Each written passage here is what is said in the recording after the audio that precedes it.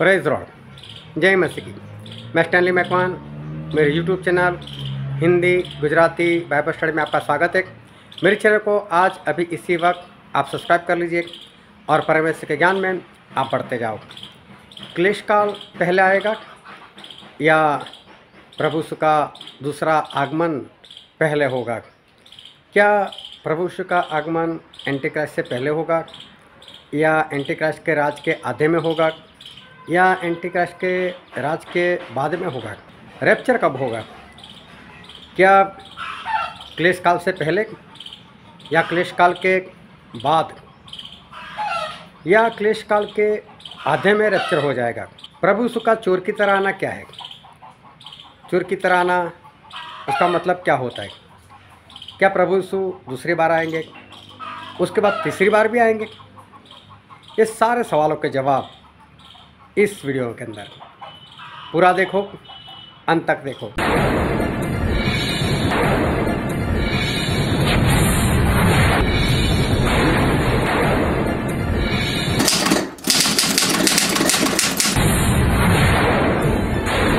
पहले क्लेश काल या पहले रैप्चर, दो में से पहले क्या होना चाहिए? चलो, ये सवाल आप लोगों को बहुत वक्त से परेशान कर रहा है कि कई लोग कहते हैं पहले क्लेश काल, तो कई लोग बोलते हैं कि नहीं, क्लेश काल से पहले रैप्चर होगा। तो सबसे पहले तो हम ये जान लेते हैं कि क्लेश काल है क्या, किसको बाइबल में क्लेश काल कहा गया है। एक बार प्रभु यीशु और उनके चेले वो यरूशलेम में घूम रहे थे, तो चेलों लोगों ने जो परमेश्वर का भवन देखा वहाँ पर, तो प्रभु यीशु को बताने लगे, यीशु देखो ये भवन कितना बढ़िया बना है, देखो ये भवन की बनावट कितनी बढ़िया है, देखो प्रभु देखो ये वो। और मालूम है प्रभु से ने उनको उत्तर दिया, एक पत्थर पर दूसरा पत्थर नहीं रहेगा। अभी चेले बहुत खुश है, एक अच्छी चीज़ें बता रहे, और सामने प्रभु यीशु ऐसे उत्तर दे रहे, एक पत्थर पर दूसरा पत्थर नहीं रहेगा। अभी चेले सारे खामोश, वो समझ गए कि हम संसार की बातें बता रहे, लेकिन प्रभु यीशु कुछ और बताने के लिए जा रहे। फिर वो चलते चलते जैतून नामक पहाड़ पर गए और वहाँ पर प्रभु यीशु और 12 चेले अकेले थे। तब चेलों ने ये बात दिमाग में रखकर प्रभु यीशु से एक सवाल किया, और हम बाइबल में पढ़ते हैं कि चेलों ने प्रभु यीशु से सवाल क्या किया, और हम पढ़ते मत्ती उसका 24वां अध्याय वचन 3। और जब वह जैतून पहाड़ पर बैठा था तो चेलों ने अलग उसके पास आकर कहा, हमसे कहे कि वे बातें कब होगी और तेरे आने का और जगत के अंत का क्या चिन्ह होगा? अभी देखो, चेलों ने प्रभु से सवाल किया कि प्रभु यीशु वो बातें कब होगी। मतलब जो प्रभु ने बोला था ना, एक पत्थर पर दूसरा पत्थर नहीं रहेगा, तो चेले समझ गए ये आज की बात नहीं है, ये अंत के दिनों की बात है। तो अंत के दिन क्या है, कब आएंगे? और प्रभु यीशु आप आने वाले हो, जगत का अंत होने वाला है, उसका निशान क्या होगा? तो इन लोगों ने प्रभु यीशु से सवाल किया कि प्रभु यीशु वो निशान क्या है। उसके बाद प्रभु यीशु ने एक के बाद वो निशान बताना शुरू किया।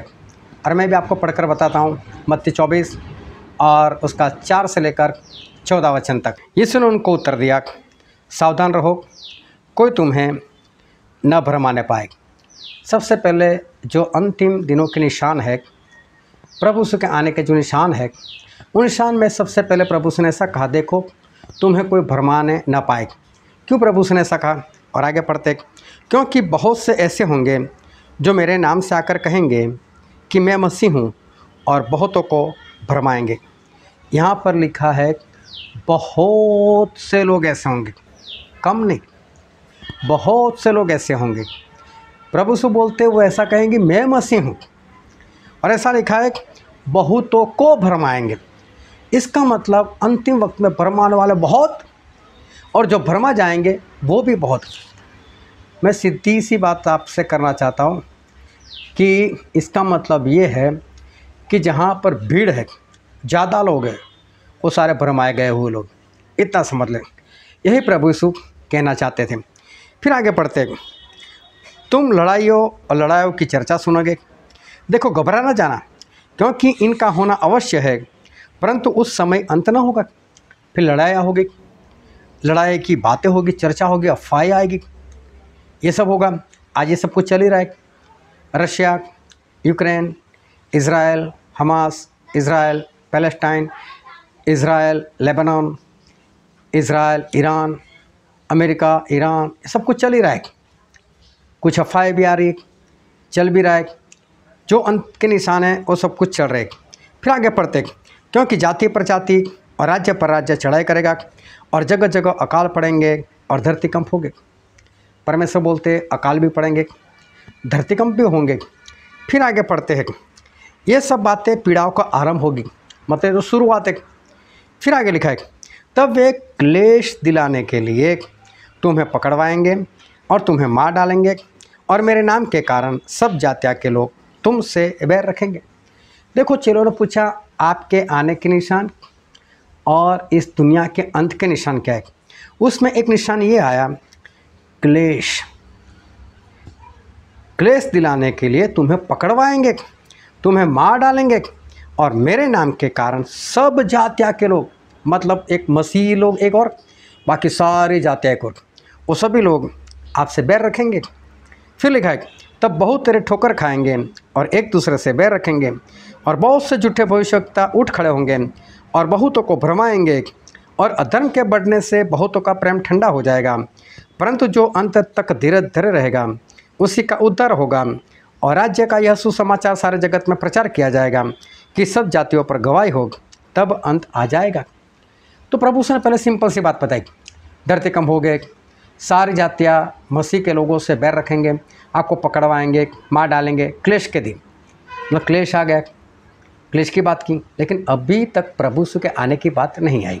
फिर आगे मैं पढ़ता हूँ उसका 15 वचन, सो जब तुम उस उजाड़ने वाली घृणित वस्तु को जिसकी चर्चा दानियेल भविष्यवक्ता के द्वारा हुई थी पवित्र स्थान में खड़ी हुई देखो, जो पढ़े वह समझे। अब यहाँ पर लिखा गया कि एक उजाड़ने वाली घृणित वस्तु, ये क्या है उजाड़ने वाली घृणित वस्तु, जिसके बारे में प्रभु ने ऐसा कहा, दानियेल भविष्यवक्ता ने लिखा है। तो ये उजाड़ने वाली जो भी वस्तु है उसके बारे में दानियेल भविष्यवक्ता ने लिखा है। तो कहाँ पर लिखा है और वो उजाड़ने वाली घृणित वस्तु है क्या। और हम दानियेल नबी के पुस्तक में जाते हैं, उसका अध्याय 9 वचन 26 और 27, और उन 62 सप्ताहों के बीतने पर अभिषिक्त पुरुष काटा जाएगा और उसके हाथ कुछ न लगेगा और आने वाले प्रधान, एक प्रधान की बात की, आने वाले प्रधान उसकी प्रजा नगर और पवित्र स्थान को नाश तो करेगी, परंतु उस प्रधान का अंत ऐसा होगा जैसा बाढ़ से होता है, तो भी उसके अंत तक लड़ाई होती रहेगी, क्योंकि उसका उजड़ जाना निश्चय ठाना गया है। और वह प्रधान एक सप्ताह के लिए बहुतों के संग दृढ़ वाचा बांधेगा, परंतु आधा सप्ताह बीतने पर वह मेल बलि और अन्न बलि को बंद करेगा और कंगूरे पर उजाड़ने वाली घृणित वस्तुएं दिखाई देगी और निश्चय से ठनी हुई बात के समाप्त होने तक परमेश्वर का क्रोध उजाड़ने वाले पर पड़ा रहेगा। यहाँ पर परमेश्वर ऐसा कहते हैं, एक घृणित वस्तु, उजाड़ने वाली घृणित वस्तु, जो मत्ती 24:15 में पड़ा, वो क्या है। तो बोलो, तो दानियेल नबी ने लिखा है। तो दानियेल नबी ने क्या लिखा, एक प्रधान आएगा। ये प्रधान मतलब मसीह का विरोधी, ये प्रधान मतलब एंटी क्राइस्ट, वो आएगा। उसकी बात यहाँ पर बाइबल में लिखी है। यहाँ पर उसके बारे में जो हमने पढ़ा दानियेल नबी के पुस्तक में, तो वहाँ पर लिखने के अनुसार उसको 7 साल मिले हैं। वो 7 साल तक इस धरती के ऊपर राज करेगा। फिर उस 7 साल के बीच में, मतलब जैसे ही 3.5 साल बीत जाएंगे, वैसे ही वो क्या करेगा, वो अन्न बलि और मेल बलि बंद करवाएगा। पुराने नियम में ये सब बलि होती थी, लेकिन अभी हम तो नए नियम में आ गए, ये सारी बलि तो अभी है ही नहीं। तो आज क्या है, आज है संगति, आज है आराधना, आज है प्रभु भोज। तो ये मसीह का विरोधी आएगा, ये सब कुछ बंद करवा देगा 3.5 साल के बाद। अब ये सब कुछ बंद कैसे करवाएगा, क्या आपसे विनती करेगा, ये मसीह के लोगों मैं आपसे विनती करता हूँ बंद कर दो ये सब कुछ, ऐसे नहीं करेगा। वो ज़बरदस्ती करेगा, ज़बरदस्ती सब कुछ बंद कराएगा, बंद करो, मारेगा लोगों को, काट डालेगा, ख़त्म भी कर देगा। उस वक्त दुनिया की प्रजा 2 जाति में बढ़ जाएगी, एक परमेश्वर के लोग और दूसरे एंटी क्राइस्ट के लोग, मसीह के विरोधी के लोग। 2 बातों में ये लोग बट जाएंगे। कैसे? और देखो बाइबल में एक वचन पढ़ते हैं, प्रकाशित वाक्य उसका अध्याय 13 वचन 7। और उसे यह अधिकार दिया गया कि पवित्र लोगों से लड़े और उन पर जय पाए, और उसे हर एक कुल और लोग और भाषा और जाति पर अधिकार दिया गया। ये मसीह का विरोधी है, उसे पूरी दुनिया पर अधिकार दिया गया, सारी जातियों के ऊपर। वो लड़ेगा किससे? पवित्र लोगों से। पवित्र लोग बोले तो प्रभु यीशु को मानने वाले लोग, उससे लड़ेगा, जय भी पाएगा, मतलब उनको मार तक देगा। ये अधिकार उसको दिया गया है। फिर आगे पढ़ते प्रकाशित वाक्य उसका अध्याय 13 वचन 15। और उसे उस पशु की मूरत में प्राण डालने का अधिकार दिया गया कि पशु की मूरत बोलने लगे, और जितने लोग उस पशु की मूरत की पूजा न करें उन्हें मरवा डाले। जो मसीह का विरोधी है, उसका एक साथी झूठा भविष्यवक्ता, जिसे बाइबल में कहा गया, उसे ऐसा अधिकार दिया गया कि पशु की मूरत बनाए, उसके अंदर प्राण डाले। ये पशु मतलब मसीह का विरोधी उसकी मूर्ति के अंदर प्राण डालेगा और लोगों को बोलेगा चलो इसकी पूजा करो, और जो लोग इसकी पूजा ना करें वो सभी को वो मरवा डालेगा। ऐसा बाइबल में लिखा है। तो ऐसे कौन होंगे जिस मूर्ति की आराधना नहीं करेगा? परमेश्वर के लोग। इसका मतलब परमेश्वर के लोगों के ऊपर क्लेश, उनको मारना, उनको सताया जाना, बंदगी बंद करवा देना, मीटिंग बंद करवा देना, प्रभु बोध लेना बंद करवा देना, बाइबल को जला देना, परमेश्वर के भवन को जला देना, ये सारी बातें उस वक्त होती रहेगी। एक क्लेश काल है, ये सब कुछ होता रहेगा। फिर आगे पढ़ते प्रकाशित वाक्य उसका अध्याय 13 वचन 16 और 17। और उसने छोटे बड़े धनी कंगाल स्वतंत्र दास सभी के दाहिने हाथ या उनके माथे पर एक एक छाप करा दी कि उसको छोड़ जिस पर छाप अर्थात पशु का नाम या उसके नाम का अंक हो और कोई लेन देन न कर सके। अभी देखो ये मसीह का विरोधी एक अपनी मुहर निकालेगा, एक निशान निकालेगा और बोलेगा ये मेरा निशान लो, इस जगह पर या तो अपने हाथ पर निशान लो। और अगर कोई नहीं लेता तो बोलो कोई किसी भी तरह की लेन देन नहीं कर पाएगा। तो जो मसीह का विरोधी है उसका निशान कौन नहीं लेगा? परमेश्वर के लोग, मसीह को मानने वाले लोग, मसीही लोग, वो नहीं लेंगे। तो ये क्या करेगा? लेन देन बंद। तो ये तो क्लेश काल शुरू हो गया, ये तो क्लेश काल है। समझ रहे हो? ये मसीह के विरोधी को जो 7 साल दिए गए हैं, इस 7 साल में ये जो लोगों को परेशान करता है, इसी 7 साल को बाइबल में महाक्लेश काल कहा गया है। इसी को कहते हैं महाक्लेश काल। तो जब चेलों ने प्रभु यीशु से पूछा कि प्रभु यीशु आपके आने के निशान और जगत के अंत के निशान क्या होंगे, तो ये सारे निशान बताए। पहले तो बोले धरती कंप होगा, मेरे नाम के कारण सताए जाओगे, लोग आपसे बैर रखेंगे, आपको मारेंगे, आपको जेल में डालेंगे। फिर आगे बढ़कर बोला फिर एंटीक्राइस्ट आएगा, वो घृणित करने वाली वस्तु जिसके बारे में दानिएल नबी ने कहा है, वो मतलब एंटीक्राइस्ट आएगा। उसका झूठा नबी आएगा, वो अपनी मूर्ति बनवाएगा, उसके अंदर प्राण डालेगा, ज़बरदस्ती पूजा करवाएगा, नहीं करेंगे तो मार डालेगा, फिर अपने निशान देगा, जो कोई निशान नहीं लगा तो लेन देन नहीं हो सकेगी। तो ये सारी बातें, इसी को बाइबल में महाक्लेश काल कहा गया। तो प्रभु ने सारी बातें बताई, लेकिन अभी तक उनके आने की बात नहीं बताई। अभी क्यों इसे महाक्लेश काल कहा गया? तो बाइबल में हम पढ़ते हैं मत्ती 24 और 15 से लेकर 18 वचन, जो प्रभु निशान बता रहे थे। और एंटीक्राइस्ट के ऊपर हम आकर रुक कर हम प्रकाशित वाक्य में गए थे। अभी देखो जैसे एंटीक्राइस्ट खड़ा होगा उसके बाद क्या होता है, मैं 15 से ही पढ़ता हूँ। सो जब तुम उस उजाड़ने वाली घृणित वस्तु को जिसकी चर्चा दानिएल भविष्यवक्ता के द्वारा हुई थी पवित्र स्थान में खड़ी हुई देखो, जो पड़े वह समझे, तब जो यहूदिया में हो वे पहाड़ों पर भाग जाए। मतलब एंटीक्राइस्ट खड़ा हो जाए तो जो यहूदिया में है, खास शहर परमेश्वर का, सारे लोग भाग जाना, बोले पहाड़ों की ओर भाग जाना, छुप जाना। फिर आगे क्या लिखा है? जो कोठे पर हो वो अपने घर में सामान लेने को न उतरे। मैं जो छत पर गया वहीं से छाल लगा दे, वहीं से डाइव लगा दे, वहीं से भाग जाए, लेकिन घर में सामान लेने के लिए ना आए। फिर आगे लिखा है और जो खेत में हो वह अपना कपड़ा लेने को पीछे न लौटे। जो अपना कुर्ता उतार कर खेत में काम कर रहा था, पसीने की वजह से ऊपर वाला कपड़ा उतार दिया था, बोले लेने के लिए भी मत आना, भाग जाना वहाँ से। देखो इसका मतलब क्या हो? इसका मतलब एंटीक्राइस्ट आएगा ना, ऐसी हालत हो जाएगी, ऐसा क्लेश काल शुरू हो जाएगा, बोले भागो, बचो, किसी भी तरह से यहाँ से भाग जाओ, ऐसा परमेश्वर कहते। इसीलिए इसको महाक्लेश काल कहा गया कि खुद परमेश्वर बोलते भाग जाना भाई उधर से, इसीलिए इसको महाक्लेश काल कहा गया है। फिर आगे पढ़ते मत्ती 24, 19 और 20 वचन। उन दिनों में जो गर्भवती और दूध पिलाती होगी उनके लिए हाय हाय। और प्रार्थना किया करो कि तुम जाड़े में या शब्द के दिन भागना ना पड़े। देखो परमेश्वर क्या बोलते हैं, उस वक्त जो दूध पिलाने वाली हो, गर्भवती हो, बोलो उसका हाय, कैसे भागेगी वो तो मार दी जाएगी, कैसे भागेगी। बोला बहुत भयानक से दिन है, इसको महाक्लेश काल कहा गया। लेकिन बोला प्रार्थना करो कि सर्दी के दिनों में भागना ना पड़े। क्यों? सर्दी के दिनों में भागोगे, कंबल कहाँ से लेकर आओगे, कैसे सो जाओगे, कहाँ पर सो जाओगे, कुछ नहीं मिलेगा। ये परमेश्वर कहने के लिए जा रहे। फिर आगे पढ़ते हैं मत्ती उसका 24वां अध्याय वचन 21। क्योंकि उस समय ऐसा भारी क्लेश होगा जैसा जगत के आरंभ से न अब तक हुआ और न कभी होगा। ये मसीह के विरोधी के वक्त की बात है। ऐसा क्लेश होगा, ऐसा भारी क्लेश, मतलब महाक्लेश काल होगा जो जगत की उत्पत्ति से लेकर आज तक ना हुआ है, ना उसके बाद कभी होगा। सोचो ये कितना महाक्लेश काल होगा। तो प्रभु उसने सारी बातें बताई कि महाक्लेश काल आएगा। फिर आगे मैं पढ़ता हूँ मत्ती 24 उसका 22 वचन।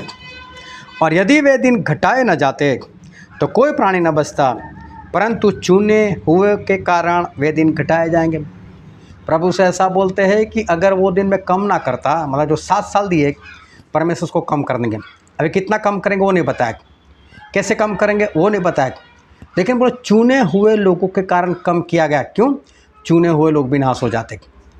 अभी सोचो चुने हुए लोग, मालूम है पतरस और यूहन्ना को कैसी तकलीफ़ होती थी, पौलुस को कैसी तकलीफ़ होती थी, जेल में डाल दिए जाते थे, काठ में ठोक दिए जाते थे, कोड़े बरसाए जाते थे, मार दिए जाते थे।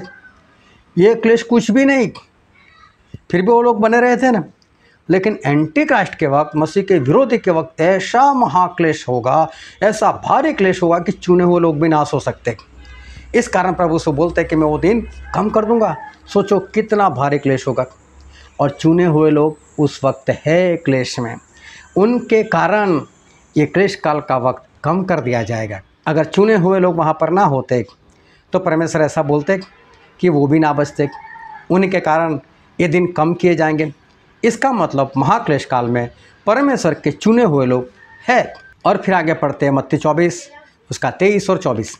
उस समय यदि कोई तुमसे कहे कि देखो मसीह यहाँ है या वहाँ है, तो प्रतीति न करना, क्योंकि झूठे मसीह और झूठे भविष्यवक्ता उठ खड़े होंगे और बड़े चिन्ह और अद्भुत काम दिखाएंगे कि यदि हो सके तो चुने हुए को भी भरमा दे। उस वक्त झूठे भविष्यवक्ता आएंगे, झूठे मसीह लोग आएंगे, ऐसे चमत्कार करेंगे, ऐसे चमत्कार करेंगे, चुने हुए लोग वो लोग भी भरमा जाएंगे। अरे ऐसा कहीं ये तो मसीह नहीं, कई लोग उसके पीछे चल पड़ेंगे। ऐसा प्रभु से बोलते। सोचो कैसा महाक्लेश होगा। चुने हुए लोग भी नाश में जा सकते हैं, ऐसा महाक्लेश काल है। फिर उसके बाद परमेश्वर कुछ और कहते हैं, और हम बाइबल में पढ़ते हैं मत्ती उसका 24वां अध्याय 19 से 29 से लेकर 31 वचन। ये सब कुछ होने के बाद बाइबल में ऐसा लिखा गया, उन दिनों के क्लेश के बाद। क्या शब्द है? उन दिनों के क्लेश के बाद। कौन से दिनों के क्लेश के बाद? एंटी क्राइस्ट, मसीह विरोधी के क्लेश के दिन के बाद तुरंत सूर्य अंधेरा हो जाएगा और चांद का प्रकाश जाता रहेगा और तारे आकाश से गिर पड़ेंगे और आकाश की शक्तियाँ हिलाई जाएगी। तब मनुष्य के पुत्र का चिन्ह आकाश में दिखाई देगा और तब पृथ्वी के सब कुलों के लोग छाती पीटेंगे और मनुष्य के पुत्र को बड़ी सामर्थ और ऐश्वर्य के साथ आकाश के बादलों पर आते देखेंगे। अब यहाँ पर लिखा हुआ है क्या होगा? तो बोले अब मनुष्य का पुत्र मतलब प्रभु यीशु के निशान आकाश में दिखाई देगा और तब पृथ्वी के सब कुलों के लोग छाती पीटेंगे और मनुष्य के पुत्रों को मतलब प्रभु यीशु को बड़ी सामर्थ के साथ बादलों पर आते देखेंगे। कितना स्पष्ट है, सारे क्लेश के बाद प्रभु यीशु पर से आएंगे। लेकिन बात तो है रैप्चर की। और मैं आगे पढ़ता हूँ मत्ती 24 और 31 वचन। और वह तुरही के बड़े शब्द के साथ अपने दूतों को भेजेगा और वे आकाश के इस छोर से उस छोर तक चारों दिशा से उसके चुने हुए को इकट्ठे करेंगे। अब प्रभु यीशु वही बादलों पर खड़े रहकर अपने स्वर्गदूतों को आज्ञा देंगे। स्वर्गदूत पृथ्वी के चारों ओर घूम जाएंगे और परमेश्वर के लोगों को उड़ाकर उनके पास लेकर जाएंगे। यही तो है रैप्चर, इसी को तो बोला गया है रैप्चर। मंडली का उठा जाना, वही तो रैप्चर है। तो रैप्चर कब हुआ? पहले विपत्ति आई, फिर मसीह का विरोध आया, उसका क्लेश काल आया, उसके बाद हुआ कि नहीं? तो पहले क्लेश काल, उसके बाद रैप्चर है। ये सीधी सी बात है, यहाँ पर कोई भेद की बात नहीं। प्रभु उसने सारी बातें खुलकर सीधी सी लिखी हुई है। एक बार फिर से मैं बता देता हूँ। देखो रैप्चर कब हुआ, मत्ती 24 और वचन 29। उन दिनों के क्लेश के बाद, स्पष्ट लिखा है, उन दिनों के क्लेश के बाद। कौन से? मसीह के विरोधी के क्लेश के दिनों के बाद तुरंत सूर्य अंधेरा हो जाएगा और चांद का प्रकाश चला जाता रहेगा और तारे आकाश से गिर पड़ेंगे और आकाश की शक्तियाँ हिलाई जाएगी। तब मनुष्य के पुत्र का चिन्ह आकाश में दिखाई देगा और तब पृथ्वी के सब कुलों के लोग छाती पीटेंगे और मनुष्य के पुत्र को बड़ी सामर्थ्य और ऐश्वर्य के साथ आकाश के बादलों पर आते देखेंगे। बहुत स्पष्ट लिखा है, क्लेश काल के बाद प्रभु यीशु का निशान आकाश में दिखाई दिया। मतलब कि एंटी क्राइस्ट के 7 साल के बाद, ना 7 साल से पहले, ना 3.5 साल में, लेकिन पूरे 7 साल खत्म होने के बाद प्रभु यीशु का निशान दिखाई दिया। मतलब पहले क्लेश काल आया, फिर प्रभु यीशु का आगमन हुआ, रैप्चर हुआ। चलो अगर कोई डाउट हो तो यही बात हम दूसरे वचनों से भी हम देखते हैं और हम पढ़ते हैं। मरकुस उसका 13 अध्याय और वचन 3। जब वह जैतून के पहाड़ पर मंदिर के सामने बैठा था तो पतरस और याकूब और यूहन्ना और अंद्रियास ने अलग जाकर उससे पूछा कि हमें बता कि ये बातें कब होगी और जब ये बातें पूरी होने पर होंगी उस समय क्या चिन्ह होगा। कि यहीं पर वही बात हुई थी जो हमने मत्ती 24 में पढ़ा। जब चेलों ने बताया कि प्रभु देखो ये भवन कितना बढ़िया है, और तभी प्रभु उसने बोला एक पत्थर के ऊपर दूसरा पत्थर नहीं रहेगा। और जैतून नाम के पहाड़ पर जब अकेले में थे तभी लोगों ने प्रभु से सवाल किया और प्रभु उसने उस सवाल का जवाब जो है वो बताना उनको शुरू किया। हम आगे पढ़ते 5वें वचन से। यीशु उनसे कहने लगा, चौकस रहो कि कोई तुम्हें न भरमाए। बहुत तेरे मेरे नाम से आकर कहेंगे कि मैं वही हूँ और बहुतों को भरमाएंगे। और जब तुम लड़ाई और लड़ाई की चर्चा सुनो तो न घबराना, क्योंकि इनका होना अवश्य है, परंतु उस समय अंत न होगा। क्योंकि जाति पर जाति और राज्य पर राज्य चढ़ाई करेगा और हर कहीं धरती कंप होंगे और अकाल पड़ेंगे। यह तो पीड़ाओं का आरंभ ही है। परंतु तुम अपने विषय में चौकस रहो, क्योंकि लोग तुम्हें महासभाओं में सौंपेंगे और तुम पंचायतों में पीटे जाओगे और मेरे कारण हाकिमों और राजाओं के आगे खड़े किए जाओगे ताकि उनके लिए गवाही हो। पर अवश्य है कि पहले सुसमाचार सब जातियों में प्रचार किया जाए। जब वे तुम्हें ले जाकर सौंपेंगे तो पहले से चिंता न करना कि हम क्या कहेंगे, पर जो कुछ तुम्हें उसी घड़ी बताया जाए वही कहना, क्योंकि बोलने वाले तुम नहीं हो परंतु पवित्र आत्मा है। और भाई को भाई और पिता को पुत्र घात के लिए सौंपेंगे और लड़के वाले माता पिता के विरोध में उठकर उन्हें मरवा देंगे और मेरे नाम के कारण सब लोग तुमसे बैर रखेंगे, पर जो अंत तक धीरे धरे रहेगा उसी का उद्धार होगा। फिर वही बात जब हमने मत्ती 24 में पढ़ी, ये सब कुछ होगा, लोग पकड़वा देंगे, प्रेम ठंडा हो जाएगा, माँ बाप बच्चों को पकड़वाएंगे, बच्चे माता पिता को पकड़वाएंगे, भाई बहन को, भाई भाई को, ये सब कुछ होता रहेगा। ये सारा क्लेश काल शुरू हो गया। लेकिन फिर आगे लिखा है उसका 14 वचन, सो जब तुम उस उजाड़ने वाली घृणित वस्तु को जहाँ उचित नहीं वहाँ खड़ी देखो, पढ़ने वाला समझ लें, तब जो यहूदिया में है वो पहाड़ों पर भाग जाए, जो कोठे पर हो वो अपने घर से कुछ लेने को नीचे न उतरे और न भीतर जाए, और जो खेत में हो वह अपना कपड़ा लेने के लिए पीछे न लौटे। फिर वही बात आई, एंटी क्राइस्ट का बात आई, उस घृणित वस्तु की बात आई जिसके बारे में दानियल नबी ने लिखा है, वही बात आई। एंटी क्राइस्ट आ गया, एंटी क्राइस्ट आ गया, बोले महाक्लेश काल है, भाग जाना। वही सारी बातें जो हमने मत्ती में पढ़ी थी वही बात यहाँ पर आ गई। फिर आगे मैं पढ़ता हूँ उसका 17 और 18 वचन। उन दिनों में जो गर्भवती और दूध पिलाती होगी उनके लिए हाय हाय, और प्रार्थना किया करो कि यह जाड़े में न हो। फिर वही बात कि महाक्लेश काल है, भागना पड़ेगा। गर्भवती दूध पिलाने वाले को अफसोस, वो कैसे भागेगी, हो सकता है वो मार दी जाएगी। ये सारी बातें होगी, यही परमेश्वर कहना चाहते हैं। फिर आगे हम पढ़ते हैं उसका 19 वचन, क्योंकि वे दिन ऐसे क्लेश में होंगे कि सृष्टि के आरंभ से जो परमेश्वर ने सृजी अब तक न तो हुए और न कभी फिर होंगे। फिर वही क्लेश काल की बात। ऐसा क्लेश काल ना पहले आया है ना उसके बाद में कभी आएगा। तो सोचो एक कौन सी बात है, ये महाक्लेश काल की बात है। आज लोगों को सवाल है कि महाक्लेश काल पहले या रैप्चर, लेकिन अभी तक रैप्चर की बात यहाँ मरकुस में भी नहीं आई। यहाँ पर भी पहले महाक्लेश काल की बात आई, एंटी क्राइस्ट के लोगों की बात आई। फिर मैं आगे पढ़ता हूँ उसका 20 से लेकर 23 वचन। और यदि प्रभु उन दिनों को न घटाता तो कोई प्राणी भी न बचता, परंतु उन चुने हुए के कारण जिनको उसने चुना है उन दिनों को घटाया जाएगा। उस समय यदि कोई तुमसे कहे देखो मसीह यहाँ है या देखो वहाँ है, तो प्रतीति न करना, क्योंकि झूठे मसीह और झूठे भविष्यवक्ता उठ खड़े होंगे और चिन्ह और अद्भुत काम दिखाएंगे कि यदि हो सके तो चुने हुए को भी भरमा दें। पर तुम चौकस रहो, देखो मैंने तुम्हें सब बातें पहले से कह दी। देखो प्रभु यीशु वही बात बता रहे कि सब कुछ होगा, क्लेश काल की बात की और बोले सारी बातें मैंने पहले से तुम्हें बता दी है। अभी देखो ये सारी घटना हो जाने के बाद मैं आगे पढ़ता हूँ मरकुस उसका 13 अध्याय, मरकुस 13 24 से 27। उन दिनों में उस क्लेश के बाद, फिर एक बार वही शब्द, उन दिनों में उस क्लेश के बाद सूरज अंधेरा हो जाएगा, चांद प्रकाश न देगा और आकाश से तारागण गिरने लगेंगे और आकाश की शक्तियाँ हिलाई जाएगी। तब लोग मनुष्य के पुत्र को बड़ी सामर्थ और महिमा के साथ बादलों में आते देखेंगे। उस समय वह अपने दूतों को भेजकर पृथ्वी के इस छोर से आकाश के उस छोर तक चारों दिशा से अपने चुने हुए लोगों को इकट्ठे करेगा। एक बार फिर लिखा है कि स्वर्गदूत आएंगे, लोगों को उड़ाकर प्रभु से के पास उस आकाश में बादलों के ऊपर लेकर जाएंगे। इसी को तो कहते हैं रैप्चर। सारे क्लेश काल के बाद रैप्चर अब हुआ, ऐसा हमने मत्ती में पढ़ा और यहाँ मरकुस में भी ये बात हमने पढ़ी। तो पता चल जाता है दूसरी बार कि पहले महाक्लेश काल और फिर रैप्चर है। फिर यही बात तीसरी जगह से हम देखते हैं और मैं पढ़ता हूँ लूका 21 5वें वचन से लेकर 9 वचन तक।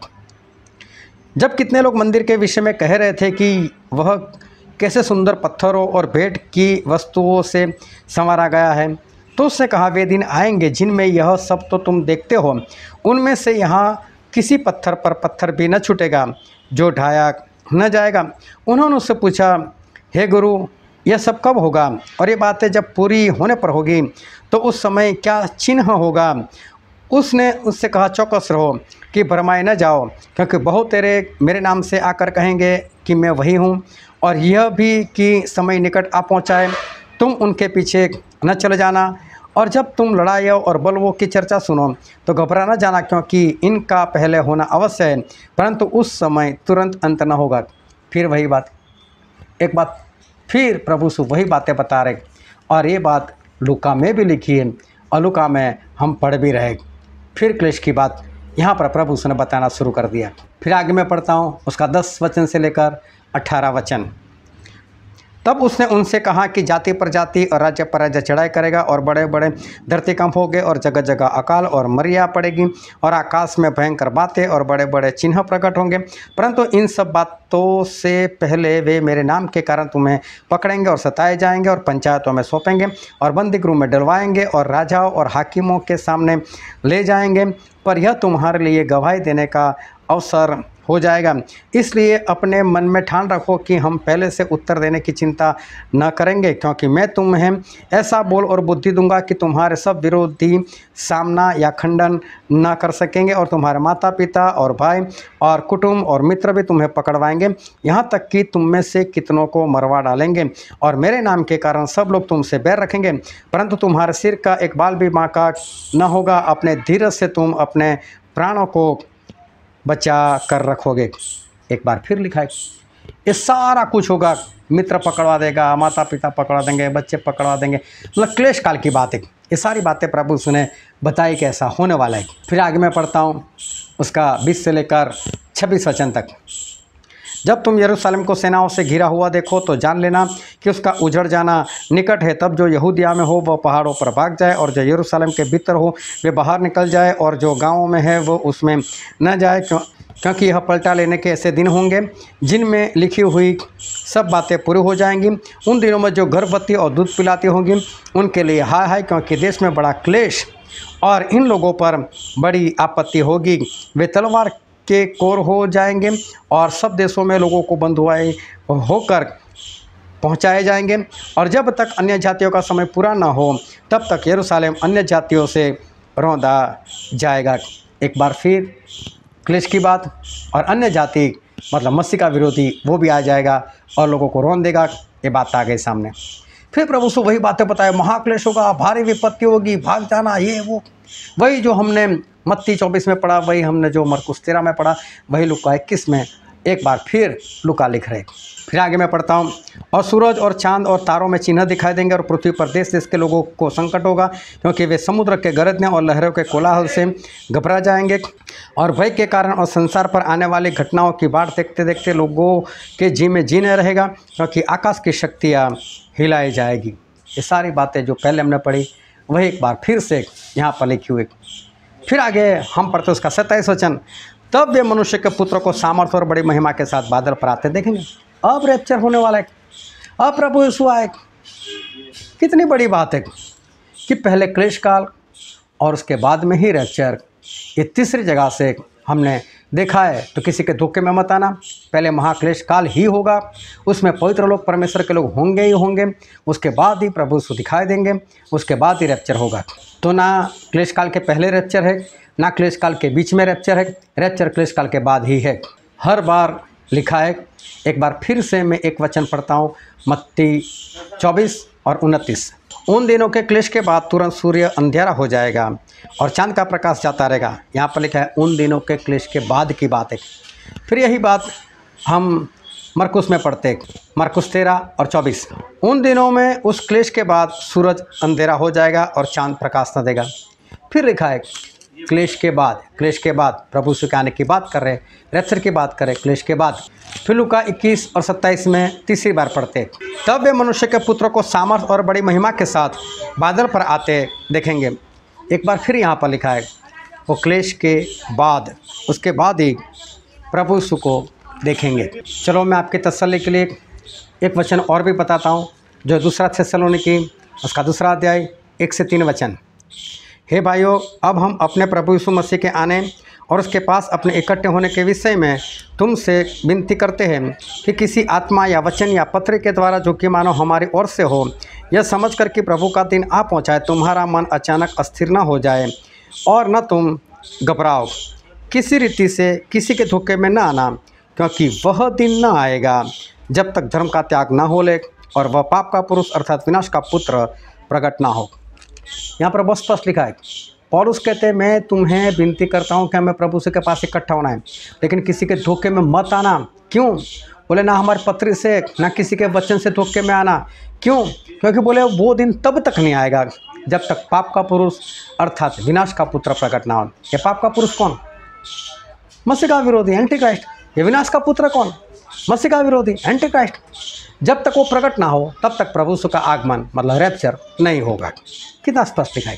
तो यहीं से भी हमें पता चलता है कि पहले एंटी क्राइस्ट मतलब क्लेश काल और उसके बाद ही रैप्चर है। चलो आज मैं आपकी पूरी तसल्ली करवा देता हूँ और भी वचन मैं बताता हूँ। जो प्रकाशित वाक्य उसका अध्याय 7 और वचन 9 से लेकर 12 वचन। इस वचन में यूहन्ना वो दर्शन देखते कि स्वर्ग खुल चुका है और स्वर्ग में जाने वाले स्वर्ग में घुस चुके, और वो सभी लोगों ने श्वेत वस्त्र, सफ़ेद वस्त्र पहने हुए, और उनके बारे में वहाँ पर बातचीत हो रही है। और मैं आपको पढ़कर बताता हूँ।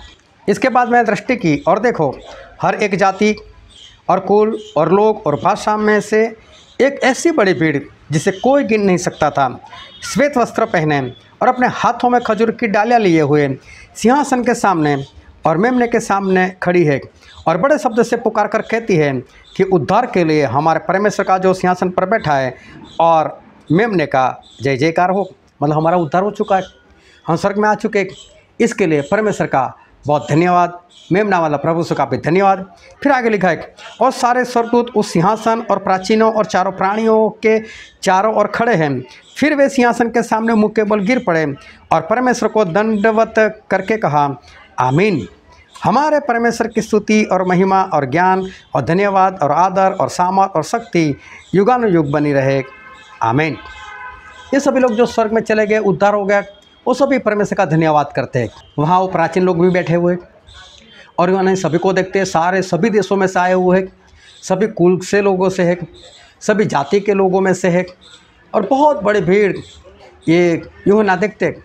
उस वक्त ये प्राचीन लोग जो होते उसमें से एक प्राचीन मतलब एक अगुआ वो यूहन्ना के पास आते और यूहन्ना से एक सवाल करते।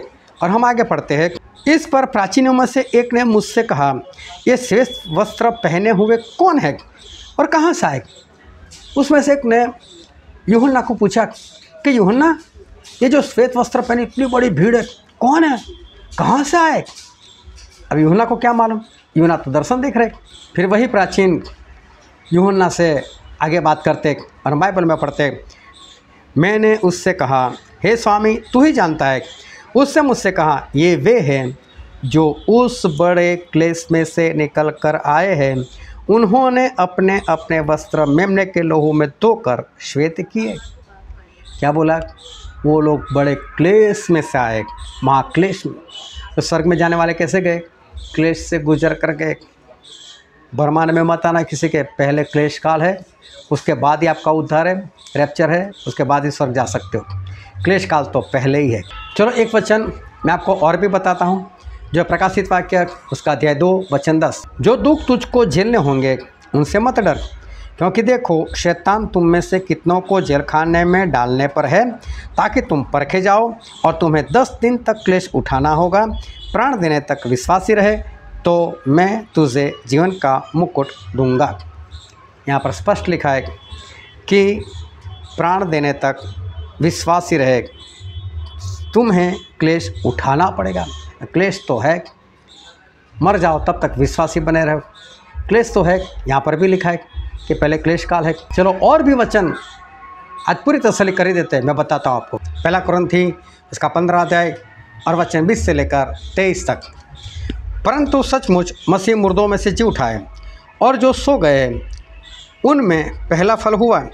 क्योंकि जब मनुष्य के द्वारा मृत्यु आई, तो मनुष्य ही के द्वारा मरे हुओं का पुनरुत्थान भी आया। और जैसे आदम में सब मरते हैं, वैसा ही मसीह में सब जिलाए जाएंगे, परंतु हर एक अपनी अपनी बारी से। पहला फल मसीह, फिर मसीह के आने पर उसके लोग। यहाँ पर लिखा है कि पहले प्रभु से जिलाए जाएंगे, वो तो जिलाए गए, और उसके बाद लोगों का जी उठना, मतलब रैप्चर कब है? जब प्रभु से दूसरी बार आएंगे तब। इसका मतलब कि जब प्रभु से दूसरी बार आएंगे तो दूसरी बार कब आ रहे? वो तो क्लेश काल के बाद आ रहे। तो प्रभु से का दूसरी बार आना वो क्लेश काल के बाद है, और वही दिन हमारा रैप्चर है। स्पष्ट यहाँ से हमको पता चलता है। तो पहले क्लेश काल है, उसके बाद ही रैप्चर है। पता है लोग ऐसा क्यों बोलते हैं कि नहीं नहीं पहले प्रभु से आ जाएंगे, पहले हमारा रैप्चर हो जाएगा, उसके बाद में क्लेश काल आएगा? क्योंकि वो लोग क्लेश काल को चाहते ही नहीं है। उनका मानना ऐसा है कि परमेश्वर हमें क्लेश काल में क्यों डालेंगे, क्यों वो हमें क्लेश काल में लेकर जाएंगे। लोग ऐसा समझते हैं कि परमेश्वर हमें क्लेश में नहीं जाने देंगे।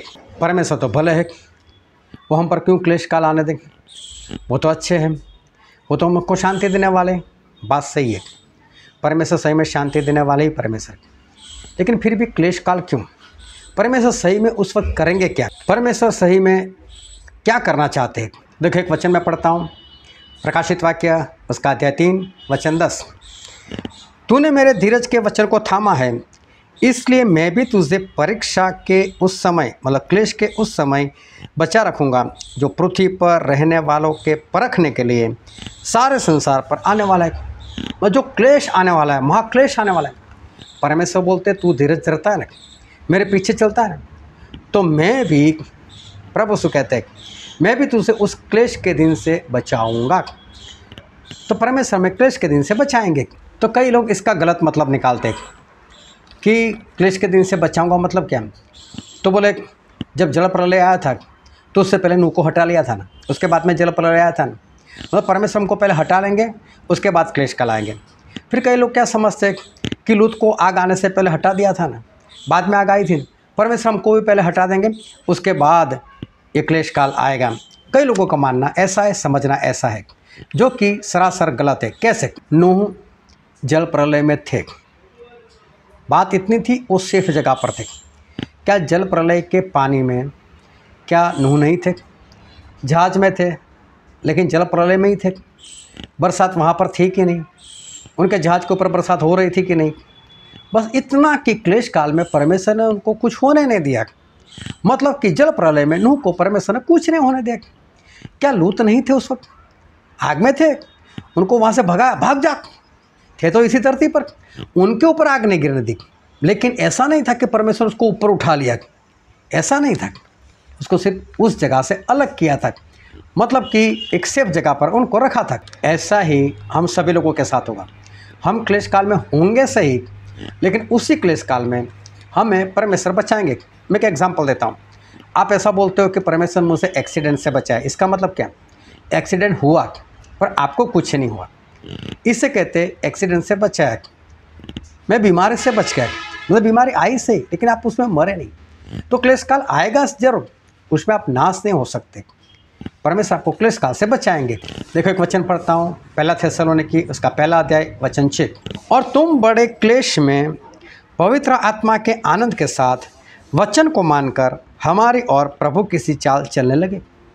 पौलुस क्या बोलते?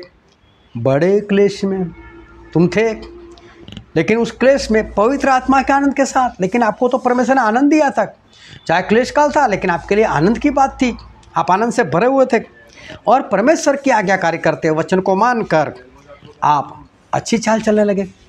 मतलब क्लेश काल में थे ना, लेकिन क्लेश काल में आनंद था ना, तो परमेश्वर ऐसा करेंगे। आप क्लेश काल में होंगे, लेकिन परमेश्वर उसमें आपको आनंद देंगे। फिर एक वचन और पढ़ता हूँ, पहला थेसलोनिकी उसका 3 अध्याय वचन 4। क्योंकि पहले भी जब हम तुम्हारे साथ यहाँ थे तो तुमसे कहा करते थे कि हमें क्लेश उठाने पड़ेंगे, और ऐसा ही हुआ है और तुम जानते भी हो। तो यहाँ पर भी ऐसा लिखा है क्लेश उठाना पड़ेगा, तो क्लेश तो यहाँ पर भी है।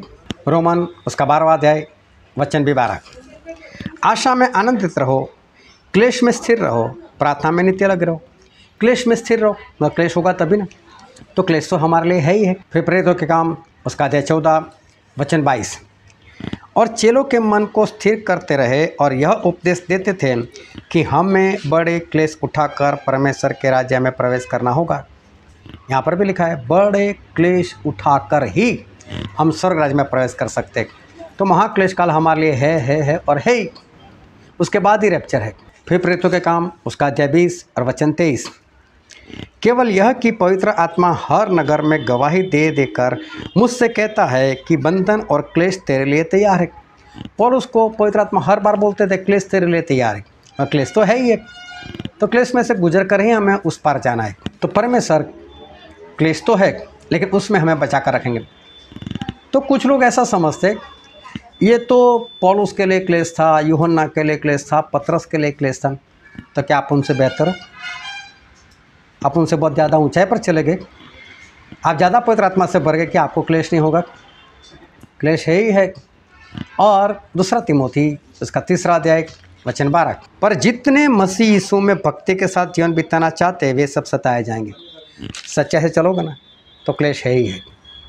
अगर आपके ऊपर क्लेश नहीं आता तो समझ लेना आप नरक के वारिस, क्योंकि सच्चाई से चलते हैं वही जाएंगे ऊपर, और सच्चाई से चलते हो तो सारे सताए जाएंगे।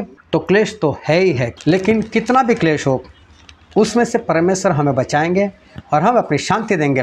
और दूसरा कुरिन्थी 1 अध्याय वचन 4।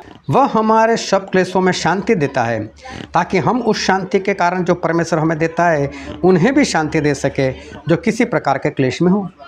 परमेश्वर हमें क्लेश में शांति देते हैं, स्पष्ट तो लिखा है, परमेश्वर हमें क्लेश में शांति देते, मतलब क्लेश होगा पर शांति देंगे। हाँ, ऐसा भी होगा कि इस क्लेश काल में मसीह का विरोधी कई लोगों को मार भी देगा, जान से मार देगा। हो सकता है गोली मारकर, हो सकता है तलवार से, हो सकता है छुरी से। लेकिन मैं बोलता हूँ उसमें भी डरने वाली कोई बात नहीं, उसमें भी परमेश्वर आपको कुछ नहीं होने देंगे। क्यों?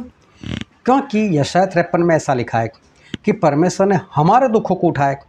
हम कौन होते हैं उनके लिए दुख उठाने वाले? उन्हें तो हमारे दुख उठाए। एक बार ऐसी घटना हुई थी कि ओसामा बिन लादेन को जब मार दिया गया था और उसकी डेड बॉडी को ऐसा कहा गया कि हमने समुद्र में फेंक दिया, और जिस जगह पर फेंक दिया गया बताया वहीं पर कुछ आतंकवादी लोगों ने कुछ मसीह लोगों को सीरिया में वहाँ पर मार दिया था। समुद्र के किनारे लेकर गए थे, उनके गले काट काट कर मार दिया था। आज भी वो वीडियो अगर आप नेट पर सर्च करोगे तो आपको मिल जाएगा, और उस वीडियो को अच्छे से देखना। वो जो वीडियो है उसमें जब छुरी यहाँ पर ऐसे गर्दन पर ऐसे चलती है, मालूम है इंसान कैसा तड़पता है, लेकिन एक भी विश्वासी तड़पा नहीं, कोई भी नहीं तड़पा। जब मैंने वो वीडियो देखा मैंने सोचा फेक है। बाद में एक परमेश्वर की दासी है अहमदाबाद में, उनसे मेरी मुलाकात हुई और उन्होंने मुझे एक बात बताई कि स्टनी भाई मुझे एक विज़न हुआ था और विज़न यही आतंकवादी लोगों ने जिनको मार दिया उनके बारे में हुआ था। मैंने बोला क्या हुआ था? बोले जैसे उन लोगों ने छुरी घुमाना उनके ऊपर शुरू किया, उससे सिर्फ एक पल पहले परमेश्वर ने उनका आत्मा निकाल दिया, मतलब वो तभी मर गए थे। जब गला काट रहे थे तब तो वो मुर्दा थे, उनको कुछ भी नहीं हुआ था, लेकिन किसी को पता नहीं चला। मैं तभी मुझे याद आया कि वीडियो फेक नहीं था, लेकिन वो लोग क्यों नहीं तड़पे थे? क्योंकि परमेश्वर ने पहले ही आत्मा उठा लिया था। अगर कोई आपको गोली मारकर मार देगा ना, तो गोली आपको जिस्म में लगेगी ना, उससे एक पल पहले, माइक्रो पल पहले परमेश्वर आत्मा निकाल देंगे, आपको दर्द तक नहीं होने देंगे। तो उसको तो ऐसा लगेगा मैंने मारा, लेकिन महाक्लेश काल में आपको शांति होगी। लेकिन है सही, आप इस बात को नोट कर रखना। फिर जब प्रभु यीशु इस धरती पर थे, उन्होंने एक बात बताई थी, और हम पढ़ते हैं मत्ती उसका 16वां अध्याय वचन 28, मत्ती 16 और 28। मैं तुमसे सच कहता हूँ कि जो यहाँ खड़े हैं उनमें से कितने ऐसे हैं कि जब तक मनुष्य के पुत्र को उसके राज्य में आते हुए न देख लेंगे, तब तक मृत्यु का स्वाद कभी न चखेंगे। मतलब नहीं मरेंगे ऐसा नहीं, मृत्यु का स्वाद न चखेंगे, तो मृत्यु का अनुभव नहीं होगा। मर जाएंगे सही, अनुभव नहीं होगा। मतलब जैसे सो गए बस, चाहे किसी ने तलवार मारी, चाकू मार दिया, गोली मार दी, कुछ भी, कोई दर्द नहीं। उसी के पहले परमेश्वर उसके आत्मा को बाहर निकाल देंगे और मृत्यु का स्वाद नहीं चखेंगे। मतलब क्लेश काल में आप हो, लेकिन परमेश्वर इस तरह से आपको बचाएंगे। तो क्लेश काल पहले है, उसके बाद ही रैप्चर है। क्लेश काल में विजयवंत होकर हमें उस पार निकलना है और रैप्चर में ऊपर उठाया जाना है। फिर दूसरा सवाल ये था कि प्रभु यीशु का आगमन वो क्लेश काल से पहले या क्लेश काल के बाद? अब उसका उत्तर हम देखते हैं। जब आपको पता चल ही गया कि पहले क्लेश काल और उसके बाद ही रैप्चर है, और रैप्चर तभी है जब प्रभु यीशु आने वाले। सारे वचनों से हमने देख ही लिया है। रैप्चर का मतलब होता है कि लोगों का ऊपर उठाया जाना, या तो मंडली का प्रभु यीशु के पास ऊपर उठाया जाना। तो कब हुआ? जब प्रभु यीशु आए तभी। तो रैप्चर उसी वक्त हुआ जब प्रभु यीशु आए। तो इसका मतलब प्रभु यीशु कब आए? रैप्चर कब हुआ? क्लेश काल के बाद। तो प्रभु यीशु कब आए? तो क्लेश काल के बाद ही। तो सीधी सिंपल सी बात है कि प्रभु यीशु का आना क्लेश काल के बाद ही है। फिर भी एक वचन फिर से पढ़कर मैं बताता हूँ। पहला कुरिन्थी उसका 15 अध्याय वचन 20 से 23। परंतु सचमुच मसीह मुर्दों में से जी उठाए, और जो सो गए हैं उनमें पहला फल हुआ।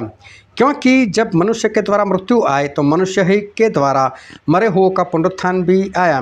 और जैसे आदम में सब मरते हैं, वैसा ही मसीह में सब जिलाए जाएंगे। परंतु हर एक अपनी अपनी बारी से, पहला फल मसीह, फिर मसीह के आने पर उसके लोग। तो सब कब जिलाए जाएंगे? कब उनका रैप्चर होगा? मसीह के आने के दिन। तो जिस दिन प्रभु यीशु आएंगे उसी दिन रैप्चर है। और रैप्चर क्लेश काल के बाद है, तो प्रभु यीशु का आना भी क्लेश काल के बाद ही हुआ। फिर भी और थोड़ा दूसरी बार पढ़कर मैं आपको क्लियर कर ही देता हूँ। मत्ती 24:29 से लेकर 31। उन दिनों के क्लेश के बाद तुरंत सूर्य अंधेरा हो जाएगा और चांद का प्रकाश जाता रहेगा और तारे आकाश से गिर पड़ेंगे और आकाश की शक्तियाँ हिलाई जाएगी। तब मनुष्य के पुत्र का चिन्ह आकाश में दिखाई देगा और तब पृथ्वी के सब कुलों के लोग छाती पीटेंगे और मनुष्य के पुत्र को बड़ी सामर्थ और ऐश्वर्य के साथ आकाश के बादलों पर आते देखेंगे। और वह तुरही के बड़े शब्द के साथ अपने दूतों को भेजेगा और वे आकाश के इस छोर से उस छोर तक चार दिशा से उसके चुने हुए को इकट्ठा करेंगे। इकट्ठा करना, प्रभु से के पास मतलब उड़ा कर लेकर जाना, यही तो रैप्चर है। प्रभु यीशु आए, बादलों के ऊपर रुक गए और वहीं पर लोगों को उठा कर लेकर गए। तो प्रभु यीशु आए तभी रैप्चर हुआ ना। तो रैप्चर कब है? क्लेश काल के बाद। तो प्रभु यीशु कब आए? क्लेश काल के बाद। और भी एक वचन बताता हूँ। पहला कुरिन्थी उसका 15 अध्याय और 50 से लेकर 52 तक। हे भाइयों, मैं यह कहता हूँ कि मांस और लहू परमेश्वर के राज्य के अधिकारी नहीं हो सकते, और न विनाश अविनाशी का अधिकारी हो सकता है। देखो, मैं तुमसे भेद की बात कहता हूँ कि हम सब तो नहीं सोएंगे, परंतु सब बदल जाएंगे। और यह क्षण भर में पलक मारते ही पिछली तुरही फूंकते ही होगा, क्योंकि तुरही फूंकी जाएगी और मुर्दे अविनाशी दशा में उठाए जाएंगे और हम बदल जाएंगे। यहाँ पर ऐसा लिखा है, तुरही फूंकी जाएगी, आखिरी तुरही, और उसके बाद लोग उठाए जाएंगे, बदल दिए जाएंगे। इसका मतलब आखिरी तुरही बजेगी तब रैप्चर होगा। लेकिन आखिरी तुरही कब बजेगी? तो एक वचन और पढ़ते हम, पहला थिस्सलुनीकी उसका अध्याय 4 13 से 17। हे भाइयों, हम नहीं चाहते कि तुम उनके विषय में जो सोते हो अज्ञान रहो। ऐसा ना हो कि तुम औरों की नाई शोक करो जिन्हें आशा नहीं। क्योंकि यदि हम प्रतीति करते हैं कि यीशु मरा और जी भी उठा, तो वैसे ही परमेश्वर उन्हें भी जो यीशु में सो गए हैं उसी के साथ ले आएगा। क्योंकि हम प्रभु के वचन के अनुसार तुमसे यह कहते हैं कि हम जो जीवित हैं और प्रभु के आने तक बचे रहेंगे तो सोए हुओं से कभी आगे न जाएंगे, क्योंकि प्रभु आप ही स्वर्ग से उतरेगा। देखो, प्रभु उतरेगा, उस समय ललकार और प्रधान दूत का शब्द सुनाई देगा और परमेश्वर की तुरही फूंकी जाएगी, या आखिरी तुरही या दूसरी तुरही, और जो मसीह में मरे हैं वे पहले जी उठेंगे और तब हम जो जीवित और बचे रहेंगे उनके साथ बादलों पर उठाए ले जाएंगे कि हवा में प्रभु से मिले, और इसी रीति से हम सदा प्रभु के साथ रहेंगे। रैप्चर हुआ, लेकिन कब? प्रभु यीशु आए तब। रैप्चर कब? क्लेश काल के बाद। तो प्रभु यीशु कब आए? क्लेश काल के बाद। तो बहुत सीधी सी बात है कि रैप्चर भी क्लेश काल के बाद, और जिस दिन रैप्चर है उसी दिन प्रभु यीशु को आना है। तो प्रभु यीशु भी क्लेश काल के बाद ही आते हैं। तो प्रभु यीशु का दूसरा आगमन क्लेश काल के बाद ही है। जो प्रभु में जिंदा थे वो, और आदम से लेकर जो लोग प्रभु में मर गए थे वो सारे लोग, उनका एक साथ रैप्चर हो गया। अब उसके बाद बाइबल में कहीं पर भी दूसरे रैप्चर की बात नहीं, सिर्फ एक बार रैप्चर है। उसके बाद कहीं भी किसी भी जगह और रैप्चर की बात नहीं की गई है। तीसरा सवाल था कि क्या प्रभु यीशु तीसरी बार भी आएंगे? अब देखो, दूसरे आगमन में प्रभु यीशु के सारे काम तो पूरे हो गए। जब सारे काम पूरे ही हो गए तो तीसरी बार आने की ज़रूरत ही कहाँ है? और पूरा बाइबल पढ़कर देखना, कहीं पर भी आपको बाइबल में तीसरा आगमन ऐसा लिखा हुआ कहीं पर भी नहीं मिलने वाला। पर लोग क्या मानते हैं मालूम? कि प्रभु यीशु दूसरी बार आएंगे ना, वो चोर की तरह आएंगे। मतलब किसी को पता नहीं चलेगा, अचानक आए अचानक चले गए, किसी को पता नहीं चला। और उसके बाद तीसरी बार ललकार के साथ आएंगे, ऐसा कई लोगों का मानना है। पर मैं ऐसा कहता हूँ कि प्रभु यीशु क्यों चोर की तरह आए? उनको चोर की तरह आने की ज़रूरत है ही क्या? उनको कहाँ कोई चोरी करनी है कि चोर की तरह आए? वो किससे डरते हैं कि छुप कर आए?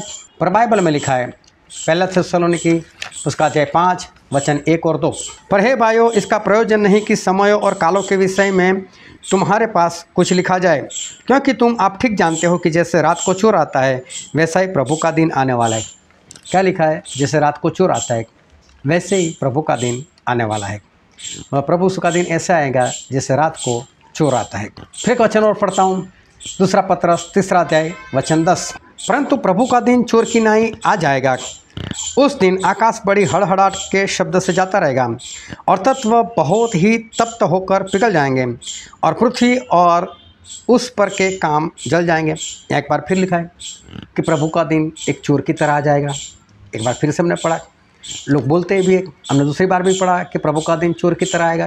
फिर एक वचन और पढ़ते हैं, प्रकाशित वाक्य उसका अध्याय 3 और वचन भी 3, सोचेत कर कि तूने किस रीति से शिक्षा प्राप्त की और सुनी थी और उसमें बना रहे और मन फिरा, और यदि तू जागरूक न रहेगा तो मैं चोर की नाई आ जाऊंगा और तू कदापि न जान सकेगा कि मैं किस घड़ी तुझ पर आ पड़ूंगा।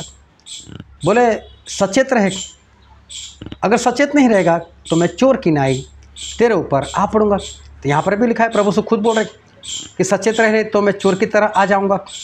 तो 3 बार हमने पढ़ा कि जैसे चोर आते वैसे प्रभु का दिन आता है, प्रभु से चोर की नाई आएंगे, ऐसा हमने 3 बार पढ़ा। पर मैं कहता हूँ यही सारे वचन अच्छी तरह से पढ़ो। चलो हम एक बार फिर से पढ़ते हैं, पहला थिस्सलुनीकी उसका 5वां अध्याय वचन 1 से 4, पर हे भाइयों, इसका प्रयोजन नहीं कि समयों और कालों के विषय में तुम्हारे पास कुछ लिखा जाए, क्योंकि तुम आप ठीक जानते हो कि जैसे रात को चोर आता है वैसा ही प्रभु का दिन आने वाला है। चोर आता है वैसे ही प्रभु का दिन आता है। लेकिन फिर आगे क्या लिखा है, जब लोग कहते होंगे कि कुशल है और कुछ भय नहीं, तो उन पर एकाएक विनाश आ पड़ेगा, और जिस प्रकार गर्भवती पर पीड़ा और वे किसी रीति से न बचेंगे। अब ध्यान से समझना, पर हे भाइयों, तुम तो अंधकार में नहीं हो कि वह दिन तुम पर चोर की नाई आ पड़े। इसका मतलब चोर की नाई नहीं है प्रभु का आना, वो दिन चोर की नाई नहीं आएगा। क्यों? आप अंधकार में कहाँ हो? वो तो जो जानता नहीं प्रभु के बारे में, जो उनके वचनों को नहीं जानता, उनको ऐसा लगे कब आए कब गए, उनको अरे कभी कैसे आ गए।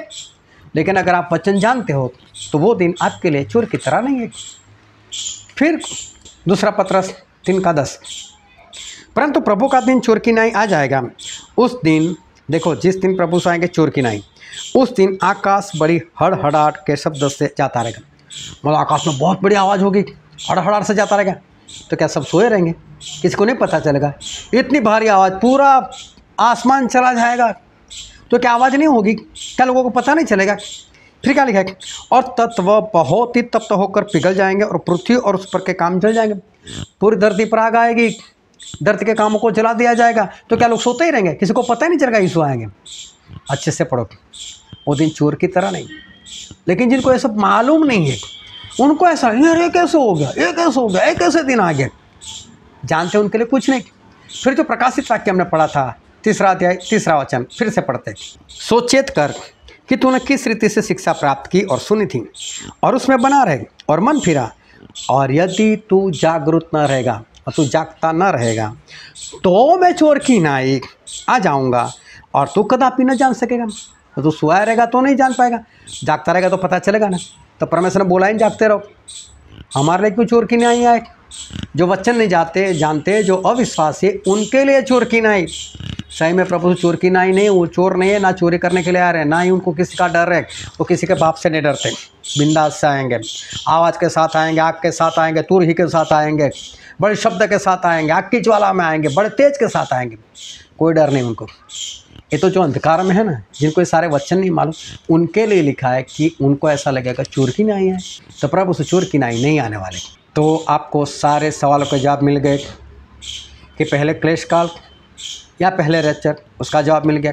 क्या प्रभु से चोर की नहीं आएंगे, वो भी आपको मिल गया। क्या प्रभु का तीसरा आगमन है या नहीं, उसका भी जवाब आपको मिल गया। ये सारे सवालों के जवाब आपको मिल चुके। इसमें बने रहो और गलत शिक्षा से दूर रहो। परमेश्वर आपको आशीष दे। आमीन।